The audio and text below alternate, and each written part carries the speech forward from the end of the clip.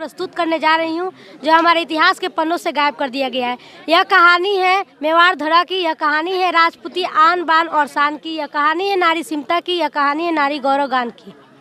नमस्कार, मैं अंकिता कुमारी वर्ग अष्टम से आप सबको परिचय कराना चाहूँगी किले के सिरमौर चित्तौड़गढ़ से।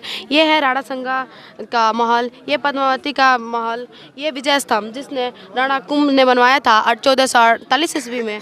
ये है जगदीश मंदिर, ये है कलाका माता की मंदिर, ये है जौहर कुंड जिसमें 16,000 छतरानियों की जौहर हुई थी, ये है जल कुंड और ये है चित्तौड़गढ़।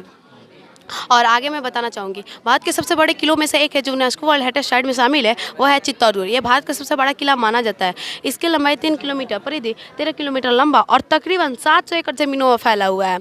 इसका निर्माण मौर्य वंश के शासक राजा चित्रांगद ने करवाया था और मेवाड़ की राजधानी चित्तौड़ थी। सर ये बताइए। 9 मार्च 1568 में अकबर द्वारा जारी किए गए फतहनामे में लिखा था कि अगर लगातार हमले करने से चित्तौड़गढ़ की दीवार पर दरारें न आई होती तो किलेबंदी करने का कोई फिजूल न होता, क्योंकि यहाँ के राजपूतों ने खाने पीने से लेकर इतना खजाना भर रखा था कि अगर लड़ाई चलती तो 10 सालों में भी खत्म न होती। कहानी अब शुरू होती है। गुहिल वंश के शासक राणा रतन सिंह को दिल्ली में खिलजी बुलाकर धोखे से कैद कर लेता है और रानी पद्मावती सारा शासन संभालती है और राणा रतन सिंह को दिल्ली से छुड़ा लिया जाता है। और इसमें गोरा बादल शहीद हुए से इससे गुस्सा होकर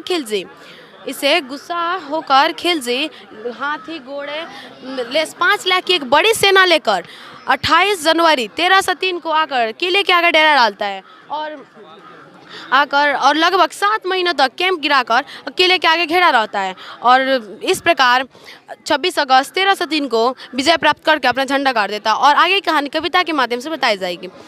पुनः घेरा मेघ मार पर काला, शत्रु ने घात किया था कराला, द्वार खड़ा था नर 50 विदेशी, जिसके हृदय न मनाता लेती, लिए नैन में सपने विजय का ले सेना आगाद आया था निर्दयी, नहीं मर्यादा ना संस्कृति उसकी, केवल कुआसना से बड़ी वृद्धि उसकी, वो मांग रहा था प्रतिष्ठा छतरानियों की, आंख में थी असीमता सतियों की, ना रहा अब कोई बचने की आशा, घड़ियाँ पहुंची है मारने मरने की। ऐसे में महारानी आगे चली, छतरानी पद्मिनी सुंदरी सुखदाई, लिए एक क्षण में मृत्यु का वध, जीवन का मूल्य मानो तृण था।